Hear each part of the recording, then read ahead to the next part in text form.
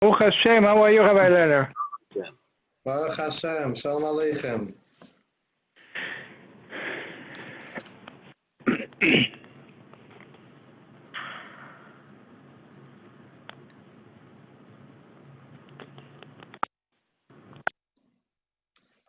Yeah, tonight is a special night. Today is a special day. Today was Chaf Av.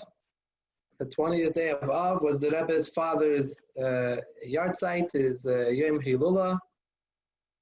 The Rebbe's father was a great grandson of the Tzemach Tzedek,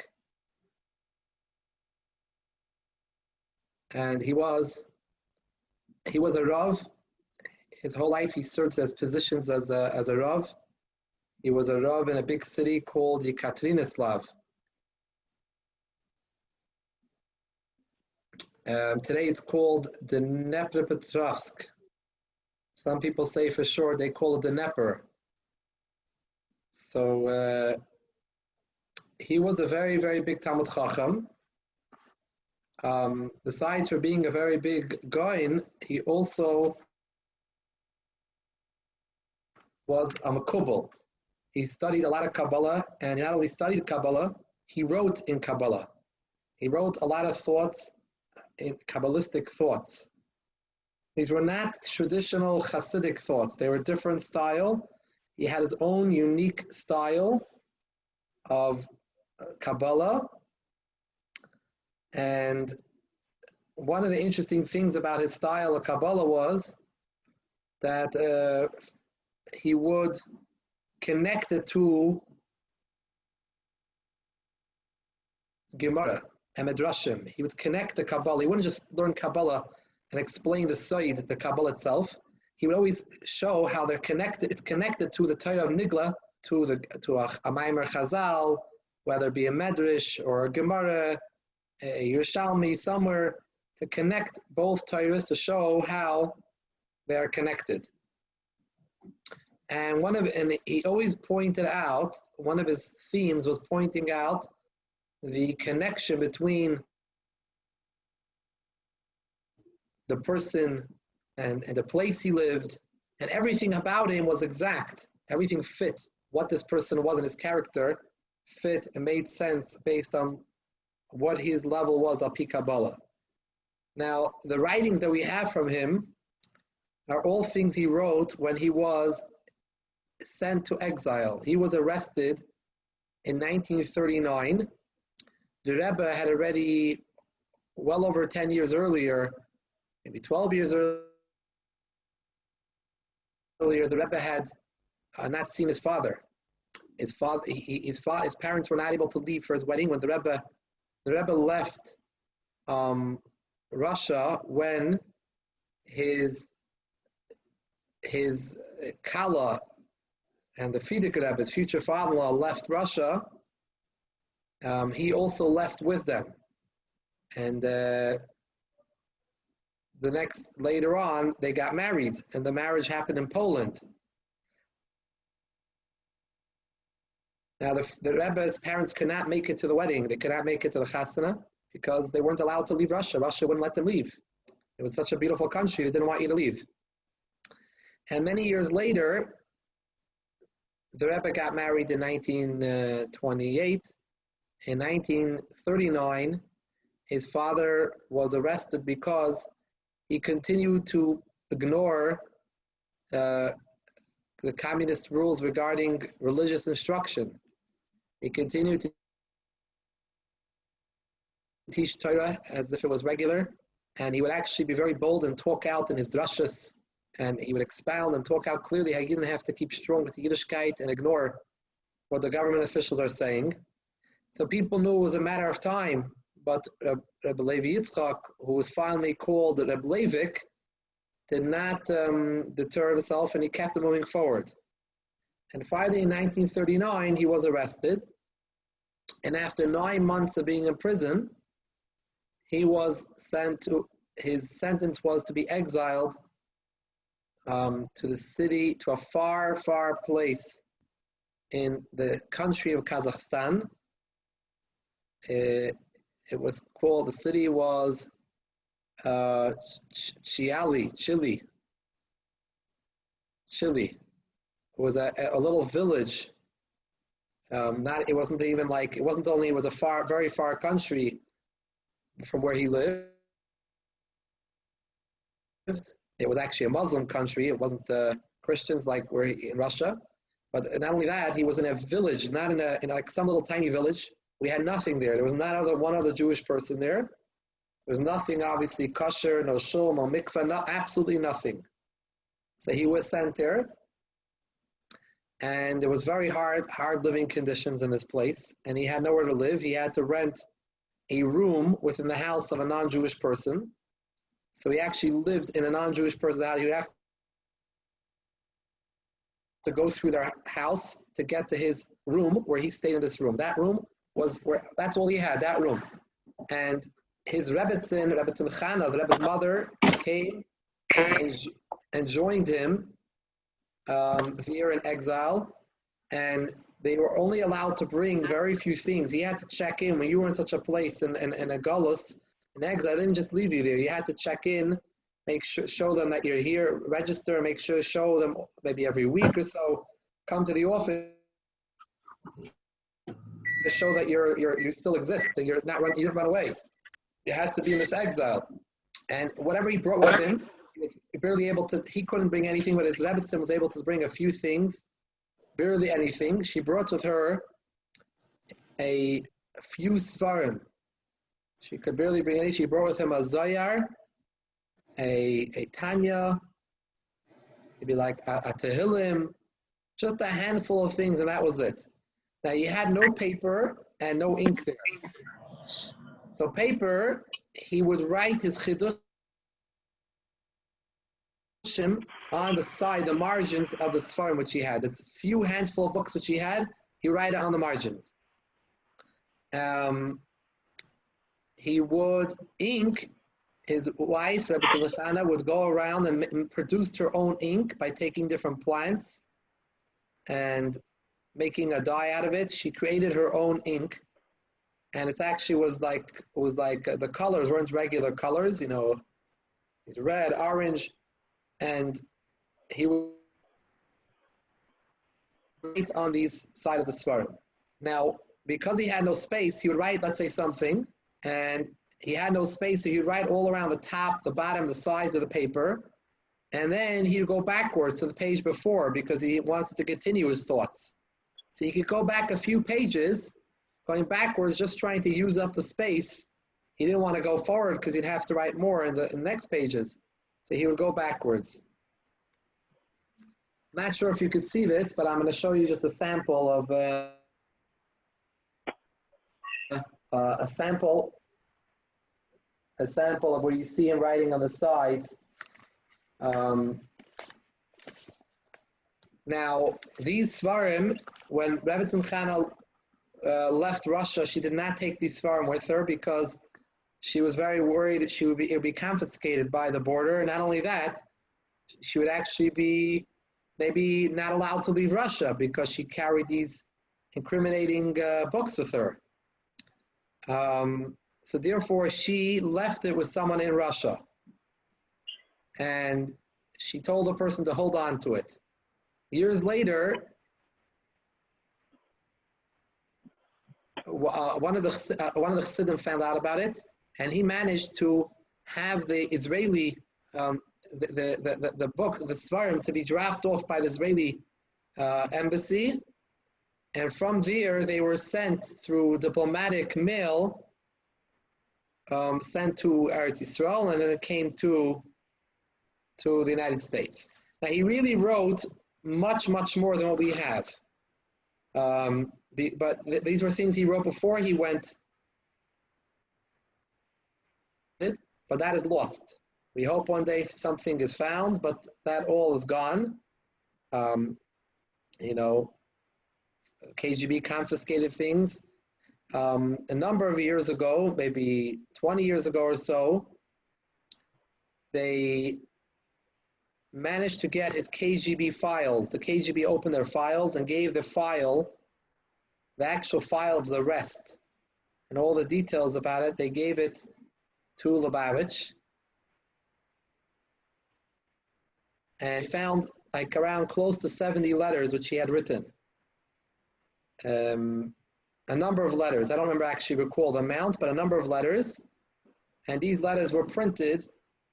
These were letters that they confiscated from him when they came to his home to arrest him. Now, so anyways, I'd like to, at one point, the Rebbe actually, as Kibbud of Aim, he would explain his father's Torah, and he would discuss it by the Fabrengen. Once he published, he used to take out a shtickle every week and talk about it and explain it more, different Torah of his father. I'm just going to give a little bit snippets of so you see a little bit of the interesting style.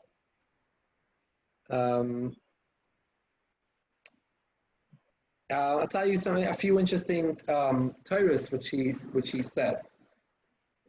Now some of them are very long, so we're going to stick to a few short ones just to give We know 2 weeks ago we read in the Parsha of Aschanan, the Parsha of Shema Yisrael, Hashem Elokeinu, Hashem Echad. Now in the word Echad, the Daled is large. It's called a Daled Rabasi. We have sometimes in the Torah different letters which are either larger than the other letters, or smaller than other letters. Mostly they're larger. We have in Vayikra, the Aleph at the ending of Vayikra, the beginning of Chumash Vayikra is small. We have different letters are big. So Echad, the Dalet is large. Interesting, we find in Parashas Kisisa, it says, Lo yisishtachave lekel acher. You should not bow to another god. The word other, acher, the reish is a reish rabasi. It's written large in the Torah. The reish is written large. So acher and echad are actually comprised of similar letters. They both have an aleph ches in it. The difference between the two is that the ending of echad is a dalid, Hashem is one, and the ending of kel acher, other gods, other acher, the ending is a reish. The difference is a dalid and a reish. So Levi Yitzchok explains that we have a Maimer Chazal which says Loi Kol Ham. We know it says in the Torah here Kol Loi say Sifu Loi Sigriman. We're not allowed to add to the Torah. We're not allowed to subtract to the Torah. So we have to keep the Torah's Tayag mitzvahs. You're not allowed to add one, or you're not allowed to take away one. Interesting, one time the Rebbe pointed out in a letter to someone, an interesting thing. If someone keeps the entire Torah, if someone says that anything from the Torah is not from Hashem, he's an apikoides. He doesn't believe in the Torah. What happens if someone says, I believe everything is from Hashem, all the mitzvahs from the Torah, but I have a big Yetzer Hara, so he does Averis. He doesn't keep mitzvahs. He's not an apikoides. Maybe he's a Rasha, maybe he's a Tenik Shenishbu, he doesn't know about Torah, whatever we'll categorize him as. He's not considered apikoides because he believes in Hashem, he believes in the mitzvahs. Just he's not practicing them for certain various reasons. However, what happens if someone he keeps every single mitzvah in the Torah, b'diktok, b'hidr. However, he doesn't believe that they're from Hashem, chas v'shalom. But he keeps every single one of them. He thinks they're very special, these mitzvahs. He's an apikoides. He's very, very frum. Maybe he's very far frumt. But if he doesn't believe it's from Hashem, he's an apikoides. Anyways, it says in the Torah, you should not add, you should not subtract. Now the question is, what's more important? Not to add or not to subtract? Pashut, not to subtract. To add, I'm doing all the mitzvahs of the Torah. I'm just adding another one.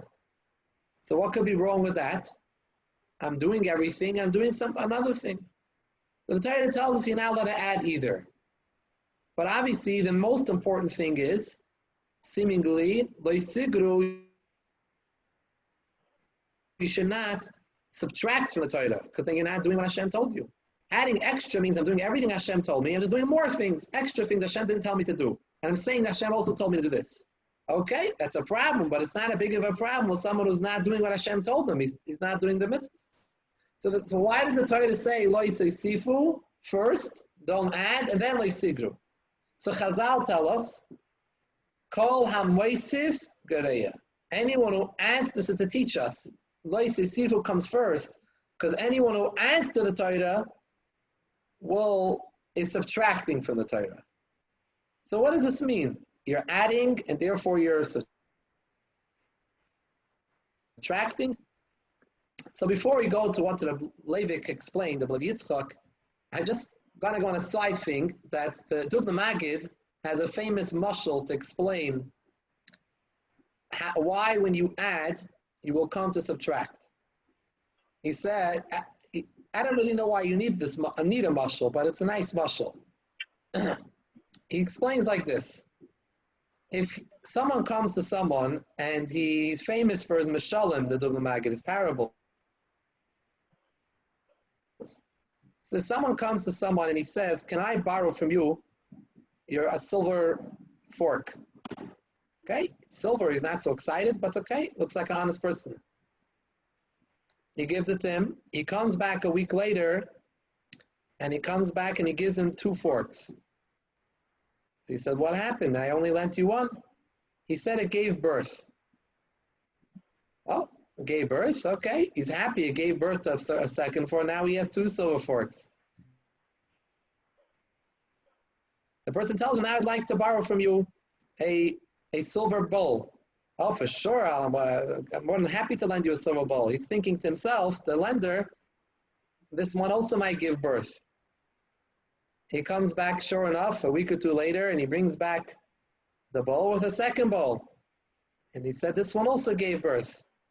So the lender's really enjoying this deal. And anyways, he tells him now, please, can I borrow your leichter? The leichter is a real piece of work. It's a real unbelievable piece of work. It's very, very expensive. He would never lend it to anyone. But in this case, he sees it's a good business, it's a good deal, it's giving birth, so he lent him the leichter. Anyways, a while later, he's not coming back. He meets him, he says, what happened? He said the leichter died. So he said, what do you mean the leichter died? Leichters don't die. He said, yeah, and they don't, and they don't either give birth either. Meaning that basically, if you feel that you could add to the Torah, it means that you feel you could play around with the Torah. Oh, I could say there's another mitzvah, the section of 14, section of 15. So you're also going to come to remove from the Torah and say, oh, it's not section of 13, it's section of 12, section of 11, and you're going to start feeling comfortable with the Torah. Therefore, the Torah, Chazal explain, call ha-moisif gerei, whoever adds, subtracts. Anyways, Atkan is what the Dubna Magid is mashal. Rebbe Yitzchok gave a very interesting explanation over here. What does it mean, kol ha-moisif gerei, whoever adds, subtracts? And he gave an example of it in these 2 letters of the Reish of Acher in Parashat Kisisa, which is larger than the other letters, and the Dalet of Echa, which is larger, Dalet, than the other letters, and the Aleph Ches, and all the other letters around it in the Torah. He said like this, the difference between a Dalet and a Reish in Gematria is 196. 196, because Dalet is 4, and a Reish is 200. So to get from 4 to 200, you need to add 194. Now, on the other hand, what is the physical difference between, that's the Gematria difference between a Reish and a Dalet. 194 is the difference in Gematria. However, when we look at the letters, the Reish and the Dalet are very 2 similar letters. What's the difference between the two letters? What difference is there? They're very similar. The only difference is at the ending of the top of the Dalid, there's a little part sticking out. Over the regel of the Dalid, or its foot, little piece sticking out. Over the Reish, there's no piece sticking out. That's called in Safros, and in Torah, it's called a koitz. A koitz at that point where it sticks out. It's called a koitz. The gematria of koitz is Kuf Vav Tzadik. Kuf Tzadik Vav is 196. So Levi explained like this. Kol HaMoisif Gereya. Whoever adds on to a Dalet of Echad, who adds in the gematria of Dalet, he adds 196, which is koitz. He adds the gematria of 196. He's going to get to Acher, to Chas v'Shalom, Kel Acher, not Hashem, Kel other gods. So he's Moisif. He was Moisif in the gematria. When you're Moisif 196, you're actually Gereya 190. You're Gereya koitz, which is the gematria of 196. The koitz, the point of the Dalid, you're erasing it and turning the Dalid into a Reish. The Dalid now has become a Reish. Because the point of the Dalid, the point of koitz is 196. So your Moisif 196, you actually were and turned it into a Reish. You're subtracting the koitz, which has a gematria 196, from the Dalid, erasing that little point at the top, and turning it into a Reish, into Chas v'Shalom Kel Acher. That's how these two letters are both large in the Torah, the Reish and the Dalid, because you have to know that if you add to anything, if you add to the Torah, you could come to subtract and to come to Kel Acher.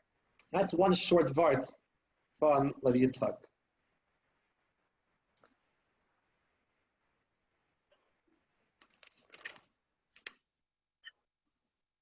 Now, I'll tell you something else. You know, when Levi was being arrested, people from the KGB came to his house, and they were searching, and people realized that he's gonna soon be arrested.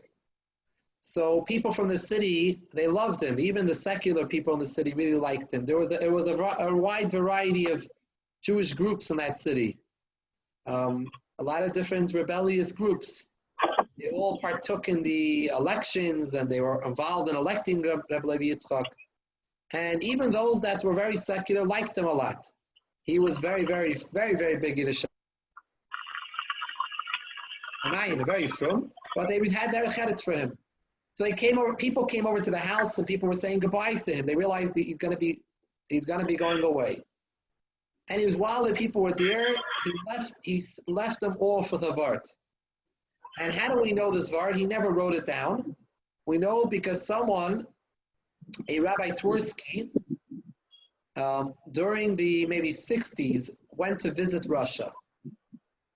And when he was there, he met a Yid who was there during the time when Rebbe Yitzchok was being arrested. And he said over that Rebbe Yitzchok then said this Torah. So this is not something we know as written word, but this is a certain Torah told over Baal Peh. And it sounds very much like his style. So maybe not everything is exact, and maybe there were more details. Not everyone, people's memory could fail, but it sounds like his type of style Torah. The beginning of the Torah starts with a Beis. Bereshis. The ending of the Torah, La'enei Kol Yisrael, is with a Lamed. Beis and Lamed together is Baal. We know Baal Tashchis, Baal Yira, Baal Yimatza. Baal means don't. Don't be Baal Tashchis, don't destroy. Baal Yira, Baal Yimatza, you're not allowed to see the chametz. Baal means don't. Said Rebbe Levi like this. What are the letters in the Aleph Beis preceding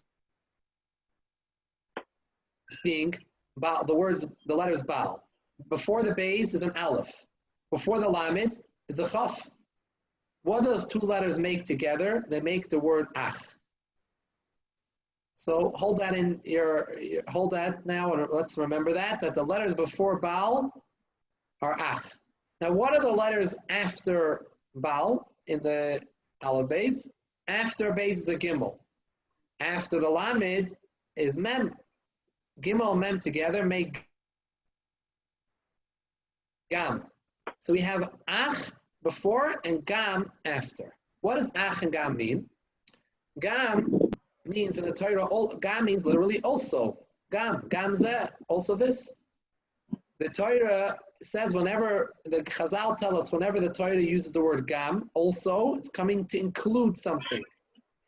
To include something. To include another din, another halacha.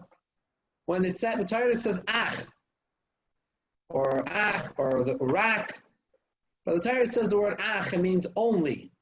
Only is coming to exclude other things. Only this and nothing else. That's what Ach means. Ach is excluding, and Gam is including. In other words, Gam is adding, and Ach is subtracting. It's coming to exclude and to take away. So the word Baal we explained earlier, Beis, Bereshis, Lamed, Leini, Kol Yisrael. The first and last letter of the Torah comprise the word Baal. Baal means don't. Baal Tasha is don't. What should you don't do? What should you not do? Look to the letters before, look to the letters after. The letters before compromise Ach, and the letters afterwards compromise Gam. Don't do Gam. Don't add to the Torah. Gam means also include adding to the Torah. Don't add to the Torah. Ach means only excluding. Don't subtract from the Torah. Baal, don't Ach. Don't Gam. Don't subtract and don't add to the Torah. And if you do that, the Torah stays complete. You have from the beginning of the Torah. From the Eini Kol Yisrael, you have the entire Torah. That's how you're going to keep the entire Torah. So they say this was a Torah that he said over right before he was being arrested. When they were going to take him away, they were already at his house, so searching around, and people were already saying goodbye. This is what he departed from them. Isn't it Beis Lamed Lev? Now, right? The Beis and Lamed is a Lev, so he tried to say the Iker is the Torah, is the Lev, not the Sefer, not the minus, not the plus, not the minus. Maybe he said something about the lev. I don't remember. Maybe he said that if you do this, you'll have the lev of Torah. Maybe. I heard it from the Gurari Alav Shalom. Right? So he said that Tversky met the guy in Maimonides Hospital. And over there he told him that. So the wood is the lev. That Iker each should be with the heart. Is different, right? Not with very good. So meaning is, beautiful. You don't add, you don't subtract, you get to the heart of the Torah, which is Lev. Because Baal also is Lev. You switch it around, heart. Let's share another Torah or two. Just so we get a little inkling. His style is not a common style of learning. He had his own style, his own way of. Actually, Hasidim asked him, where did he get this from? So he said that he heard the rule, the general ideas he heard from the Rebbe Rashab, which is his cousin, his second cousin. He was very bottled to the Rebbe Rashab, but Yitzchok was a big chassid of the Rebbe Rashab. But Lamaisa, we don't see anything in the Rebbe Rashab's Torah which is similar to Rabbi Yitzchok's Torah. Rabbi Yitzchok's Torah is very unique in its style. It's a very different style. You know, I saw another vart recently where he explains like this, that we find, it says in Parshas Vayeshev Yaakov be'eretz Meguri Aviv be'eretz Canaan. Yaakov settled in the land where his father dwelled, Eretz Canaan. You know, we find by Yitzchok, the Torah never mentions the Eretz Canaan. Torah never asks where it says Eretz Canaan.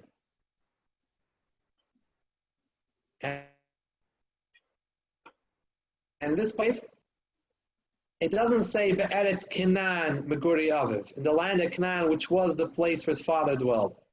Vayeshev Yaakov Be'eretz Meguri Aviv. He went and settled in the land where his father dwelled. It doesn't say the word Eretz Canaan about his father, by Yitzchok. Eretz Canaan, which is in the land of Canaan. We find that by Yitzchok, the Torah never mentions Eretz Canaan.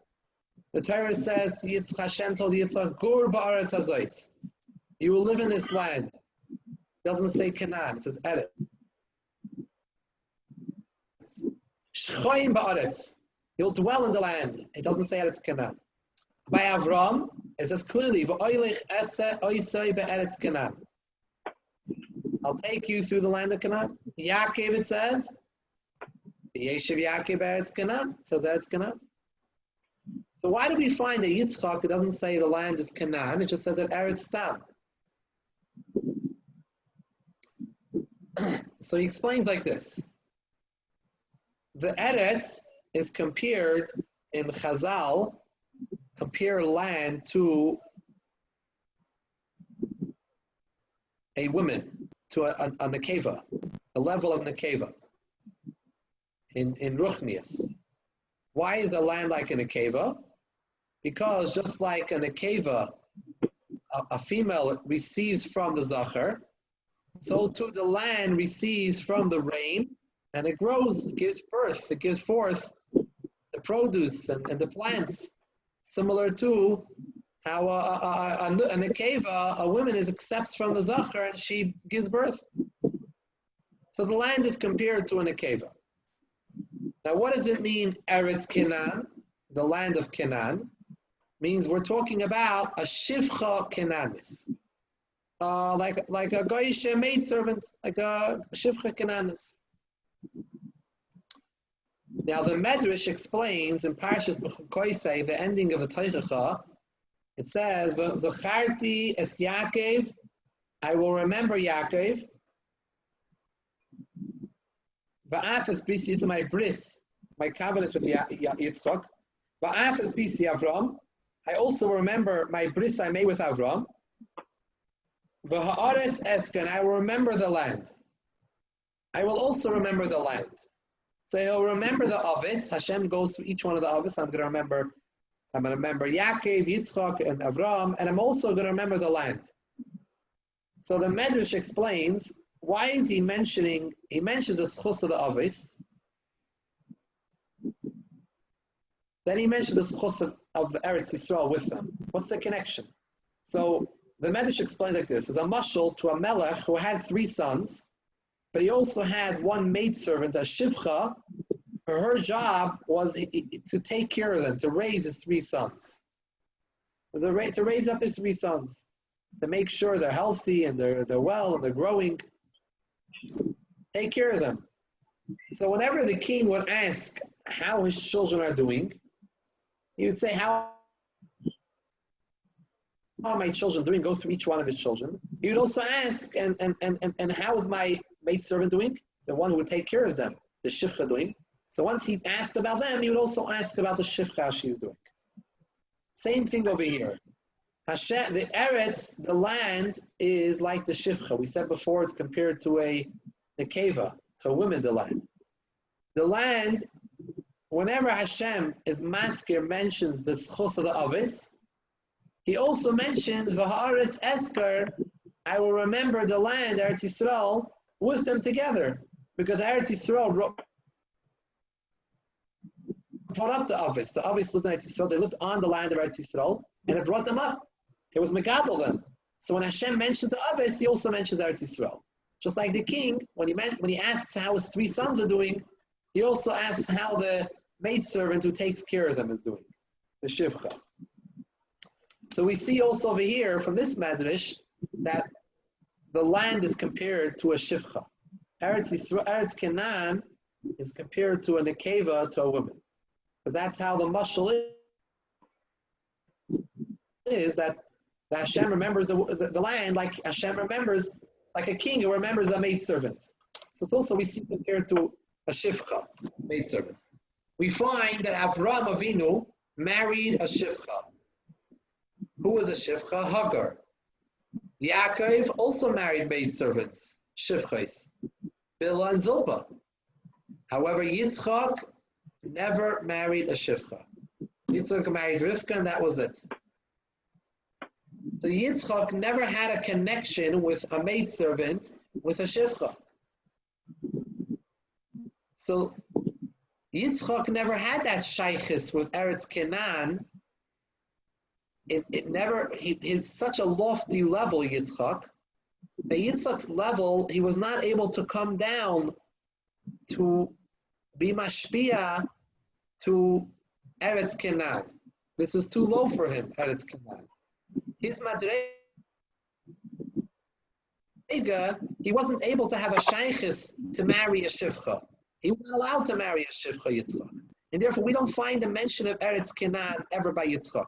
Because Yitzchok didn't marry a shivcha Canaanis. He didn't have any shaykhis with the nekeva of a shivcha. This is similar to what we find, now we know there's a very high madrega, and the level of Yitzchok, I'm not going to give over the words of Kabbalah that he uses, but basically it's a level of Gevura, a very high level of Gevura, and it's compared to how gold is more precious than silver. That's how Yitzchok had an advantage over the other Avis. And that's what we find that La'asad Lavai, when Mashiach will come, the Pasuk says, Avram lo yedanu. Avram we don't know. Yisrael lo yikirenu, says the Pasuk. Ishaya. Yisrael, meaning Yaakov, who's called Yisrael, lo yikirenu, they won't recognize. Ki ata avinu. You are our father. Who is that referring to? That's referring to Yitzchok. Yitzchok will be considered Avinu. Yitzchok Avinu will be considered more of our father than Avram and Yaakov Avinu when La'asad. That's because the Madreg of Yitzchok will be revealed then. Yitzchok at such a lofty level, that Madreg of Yitzchok will be revealed La'asad. So you know what, these are like, it's sort of like certain, I will point out some things about the Torah. First of all, he's very medayik in the Yukim. He takes everything, every single part of Torah, every detail to be exact, and certain details that are never discussed usually. They're not the type of details that Mefarshim necessarily pick up on. Sometimes they do, sometimes they don't. But Levi is always out there for all these little intricacies, these little details, and he's going to go explain them. All these little details. And he's going to weave it all together. The Medrash, the Kabbalah, put it all together.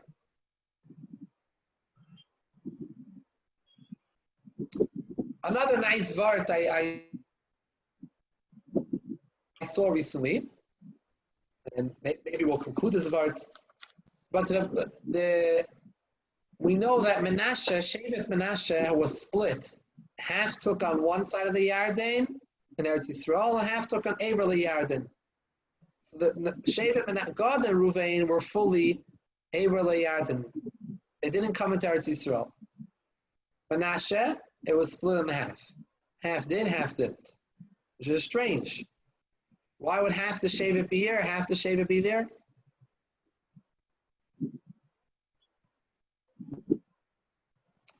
So,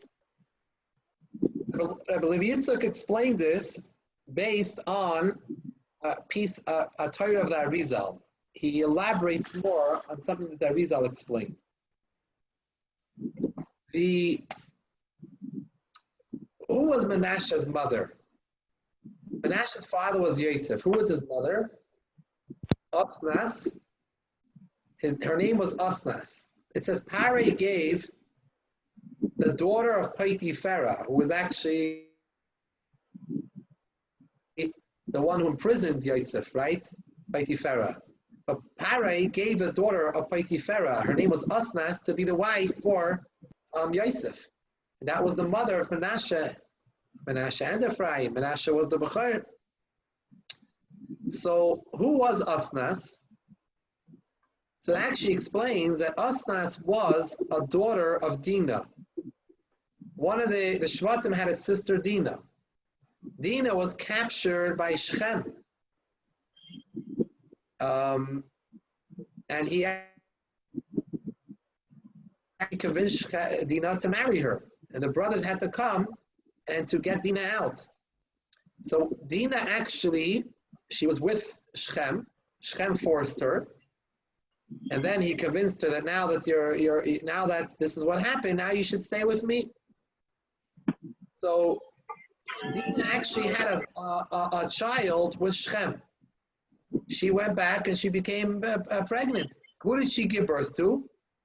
She gave birth to Asnas.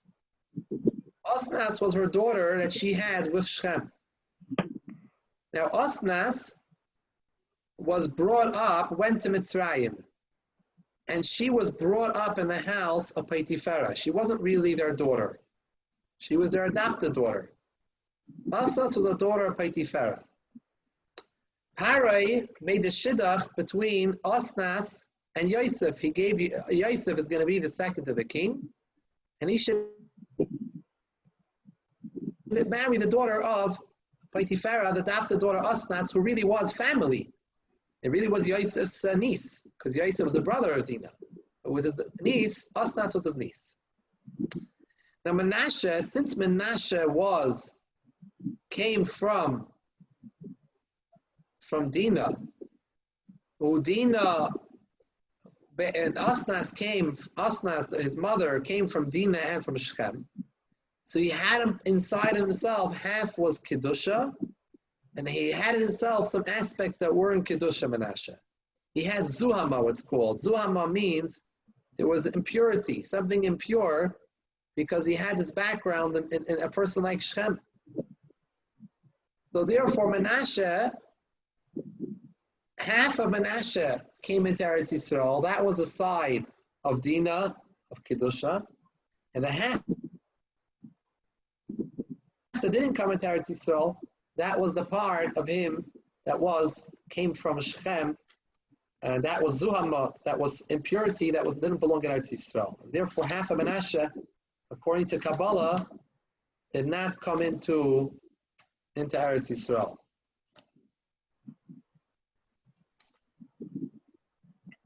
So these are some tidbits of the Torah of Yitzchok, of the Torah of Levi, and he actually could have some Torahs which go on for, 20, 30, 40 pages.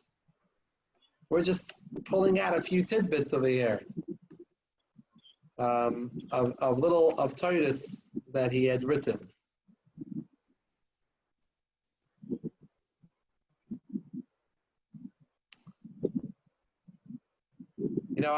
I see one more Torah, I'll just share with you a short one. Yosef ruled in Mitzrayim for 80 years, it says.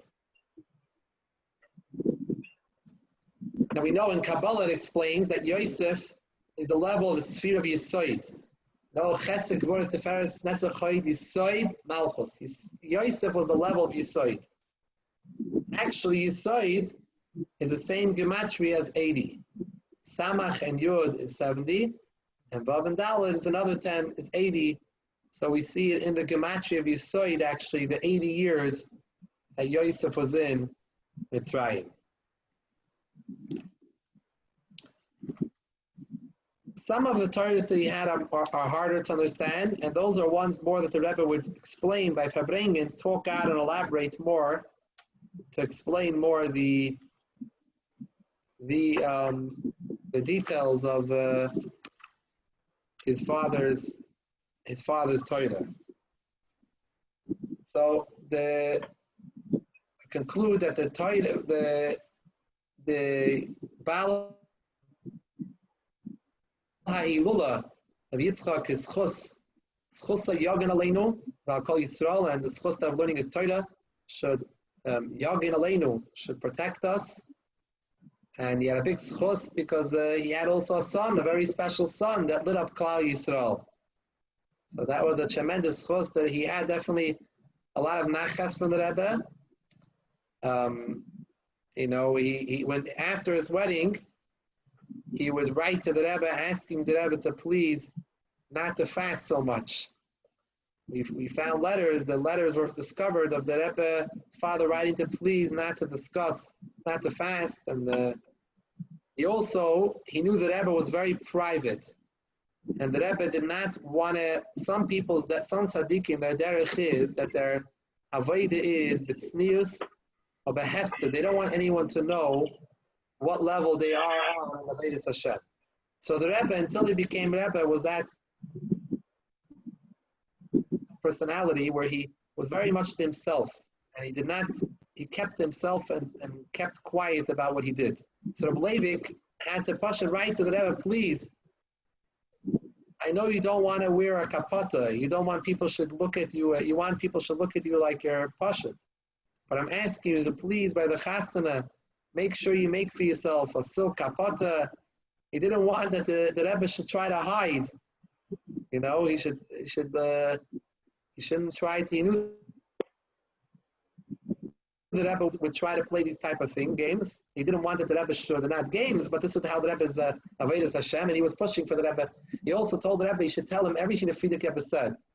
And he had heard that the Frierdiker Rebbe had said certain praises about the Rebbe, but he wanted to hear from the Rebbe about it, and the Rebbe didn't tell him, obviously. He wasn't sharing with him because he was humble. But the Levi said, you have to tell me everything he said exactly. Right, he wrote him a letter, and don't hide from me anything. I want to know every detail what he said about you. Anyways, later on, when the Rebbe's mother came, she came. The Rebbe's father was Nebuch Nifter from this exile. Really crushed him, and he was very not well. And when he was finally released, he was very, very weak, and he went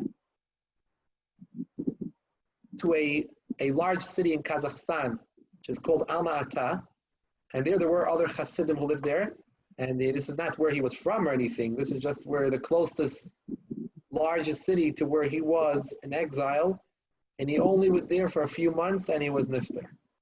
But during those few months, he got very close to the people in the town and the village, and they all had very big derech for him. And 3 years later, Rebbe Levik's wife, Rebbe Tzimchana, managed to escape from Russia with all the other Hasidim, a few hundred families that managed to escape under Polish passports. And she came to Paris, and the Rebbe flew to Paris in 1947 to bring her to America, and the Rebbe had to prepare the proper paperwork for her and everything. So the Rebbe stayed for a few months in Paris. He missed Pesach being by his Shver, by the Frierdiker Rebbe. He was with his mother, and the Rebbe would actually chavrein with the Chassidim. The Rebbe would have his mother would come, and she would listen, she would sit there. And the Rebbe took his mother to America, had a very big kibbutz of aim, even though he was very busy. And the Rebbe, even as Rebbe, every single day would come to visit his mother, every single day. And everyone knew that the Rebbe would take a walk from 770 to his mother's apartment, every day sit with her for a few minutes and talk to her. And she was a very intelligent lady, by the way. Rebbe Tzimchana was a very, very smart woman. Very intelligent. She wrote many letters in Lashon Kodesh and Yiddish. She knew very well how to write. Beautiful handwriting in Lashon Kodesh and Yiddish. She would write with a real Torah sprach. She was very, very smart woman. And she knew Nigunim. She was unbelievable in Nigunim. She knew every single Nigun with all the different versions of the Nigun that there were. And she wrote for herself privately, actually. Later on, after she was nifter, was discovered, she wrote a private diary for herself. Throughout the years, she kept entries, and she wrote Lashon Kodesh and Yiddish. She wrote things about her personal, life. It was hard for her. She was all alone, and she just had the Rebbe, and her other children were also nifter, and when her son, Rabbi Sola Yelei, was nifter, he was in England, and the Rebbe did not let anyone tell her. So those days, phone calls were not made. So it was much easier to keep a secret like that. The Rebbe told everyone who came to the house, anyone who knows, no one should let her know. And he also told them not to send any letters or telegrams to the family, to his sister-in-law and their niece. No one should tell, because the Rebbe was concerned for her health. And the Rebbe himself would actually, this says in the halacha, that you're not supposed to tell someone who's not well, to tell them about any bad news, because it could hurt them. So they don't need to know. As long as they don't know, they don't need to see Shiva, they don't need to do anything, because they don't know. They never heard the news. So that's the halacha. So the Rebbe was very concerned for his mother, and the Rebbe never told his mother that her son was nifter. He was nifter young. And the Rebbe would actually, he didn't want her to pick up on it, so he would actually copy his brother's handwriting, and he would write letters to his mother, short letters, like let's say when his sister would write, so the Rebbe would add a few lines on the bottom, like from his brother, and sign the name of his brother. So she should get these letters and feel, but she was suspicious. I heard from people who spoke to her that she was definitely suspicious that something is happening, but something is wrong. One time she was with someone in her home, and she thought to herself, she really wants to find out what's going on. She didn't hear from a long time from her son, and she wants to know if everything's okay. She thought something's maybe happened. So she wanted to maybe make a call, but international call was a bigger deal then. So the person who was with her in the house said, maybe you're going to call and you're not going to be able to hear well, you're going to get maybe you're going to get disconnected, you're going to get upset, maybe don't call. Something like this. And she said, you're right. But like she was suspicious something was happening, but she didn't want to really find out. She didn't want to hear, and that was it. But she would come to all the Rebbe's Fabrengens, and she would listen to the Rebbe's Fabrengens and come to shul. If I remember correctly, the Rebbe, her diary was eventually. The Rebbe sent a letter. The Rebbe wrote a letter, like if the son write to her, and he sent it to England, and from England they sent it to her over here. So when she opened it, she saw the stamp and everything. She thought he's still alive. Right. And during the Shiva, the Rebbe would come still to visit his mother every day, and he would not, as if everything was regular. He would leave the Shiva and go for a few minutes just to meet her, and as if everything is like normal. That's how much he went to make sure that his mother no harm happened to her after all the tzara she had, with the life that she went through. Anyways, so now we, Baruch Hashem, have the Torah out of Leivik, and it's Chafav. So may Schus Yagan Aleinu Al Kol Yisrael, and Mit Hashem with Chias HaMesim will be reunited with Rabbi Yitzchok, and with She also wrote that since Bar Mitzvah, she never saw the Rebbe back. She never saw the Rebbe back. The Rebbe always walked backward. The Rebbe never turned his back to his mother. Since Bar Mitzvah.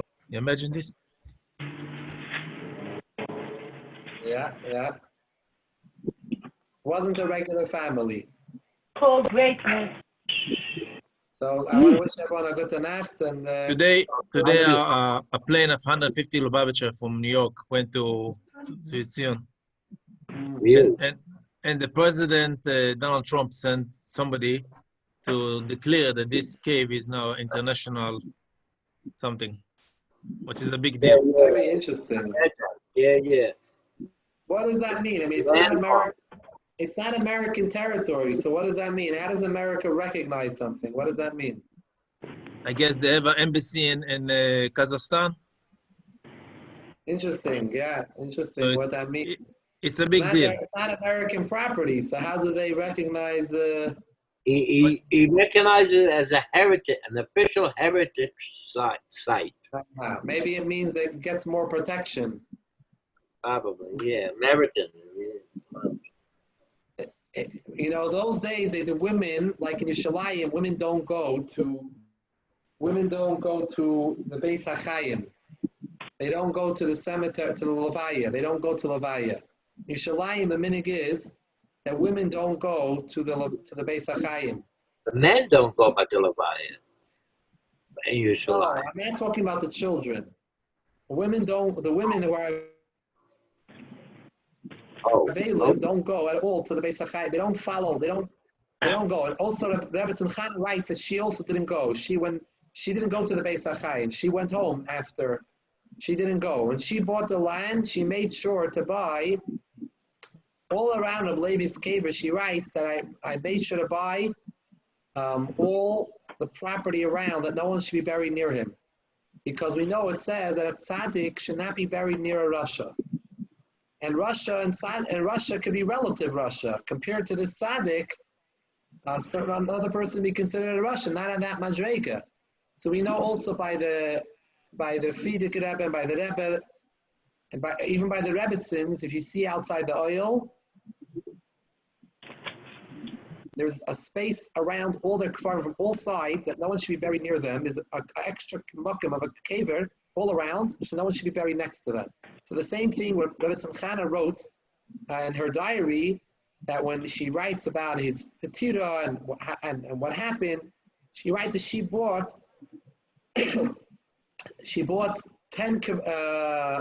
9 kvarim she bought. She put her husband in the middle and all the 8 around it, that from all the sides that no one should. But she said that later on, they so much want to be buried near him, they so much liked him, that one of the people in the town, he went and stuck himself inside over there. They went and the family buried someone in over there. And then they had to make a gate around, she said, to make sure that no one would come close to him. Because so much people wanted to be buried next to him, they felt it would be a big schus for them in Olam Haba if they're going to be buried next to Levi Yitzchok. I can understand that, that's for sure. Yeah. Okay, Kol Tov, Rabbi Yisrael. Good night. Hey, thank you very much. Thank you. Good Thank you. Rabbi, thank you. Yeah, Kol Tov, sei gesund. Thank you.